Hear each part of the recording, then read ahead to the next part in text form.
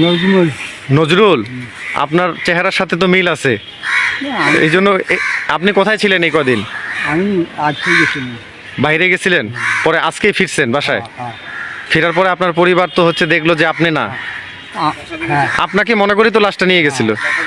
আচ্ছা, এটা কালকে রাত অনুমানিক আমার 12টায় ফোন দিল। ওই আমার নেম্বার ভাই আছে তো, উনি ফোন দিয়ে বলতেছে একটু দীর্ঘ যাইতে হবে। কী ঘটনা? ওই যে সারাদের আব্বা মারা গেছে ওখানে। ওই মোবাইলে আমরা ফিঙ্গারপ্রিন্ট দেখলাম, কারণ মোবাইলে যখন ছবি দেখলাম যে হুবহুব মিল। আর আমরা তো তারপর রাত্রে ওর ছেলে আরও কয়েকজন ভাইস্তা মিলে আমরা 8 জন, আমরা একটা অ্যাম্বুলেন্স ঠিক করার পর আমরা চলে আসলাম পীরগঞ্জ থানায়। আসি থানা থেকে তারপর করার পর আমাদের হসপিটালে নিয়ে আসলো। হসপিটালে আসার পর দেখলাম যে ওরা সবাই দেখলো যে না এটাই লাশ।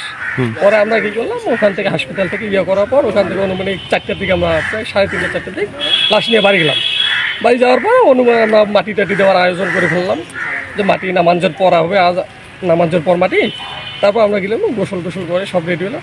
অনুমানিক 11:30টার দিক আমাদের ওই যেখানে মাটি দেবো ওখান থেকে 100 গজ দূরের মধ্যে ওখান থেকে একজন ফোন দিলাই, লোক যে তোরা যে মাটি দিবের লোক মারা গেছে, লোক যে আসতেছে।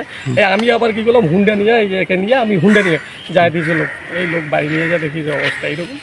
পরে তো আবার পীরগঞ্জ থানায় ফোন দিলাম, ওখান থেকে বললো যে আপনারা এক কাজ করেন, ওই লাশ নিয়ে আপনারা ইয়াতে চলে আসেন, মানে খবরটা।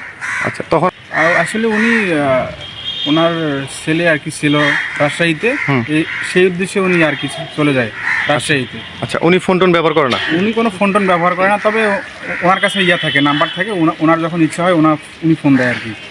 তো সেই সুবাদে মানে আমাদের এক এলাকার ছেলে ফেসবুকে রেলের গ্রুপে দেখলো যে ফায়ার সার্ভিসে উনি মানে পোস্ট করছে যে একজন রেল স্টেশনে আর ট্রেনে কাটা পড়ে মারা গেছে। ট্রেনে কাটা পড়ে মারা গেছে। তো ওই ছবিটা আমাদের এলাকায় মেম্বার আছে না, ওনাকে পাঠাই দেওয়ার পরে আমরা ওটা করি, চিহ্নিত করি যে এটাই আমাদের জ্যাঠো হয়।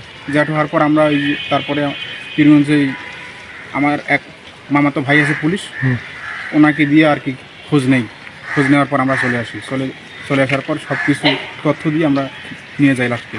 আচ্ছা, নিয়ে যাওয়ার পর মানে আপনাদের যে দাফনের যে ব্যবস্থা সেটি সম্পূর্ণ করছিলেন কবর থেকে? সম্পূর্ণ করার পর হ্যাঁ 11:30টার দিকে আমার জ্যাঠো চলে আসছে। চলে আসার পর তো আমরা এই আর কি অবস্থা। তখন আপনারা ওই পার্বতীপুর থেকে এখানে আসলেন? জি। পার্বতীপুরে কোথায় বাসা আপনাদের? ব্লাইচন্ডি পূর্ব কুটিপাড়া। আচ্ছা, এটা পার্বতীপুর থানা? জি পার্বতীপুর। আমার বাবা 4 দিন থেকে 4 দিন থেকে নিখোঁজ ছিল। রাজশাহীতে গেছিল, ফোনে যোগাযোগ হয় নাই। তারপরে আমরা মোবাইলে দেখি একটু শিওর হয়েছি। আচ্ছা, পরে বাসায় নিয়ে গেছি, এইরকম আয়োজন করেছি।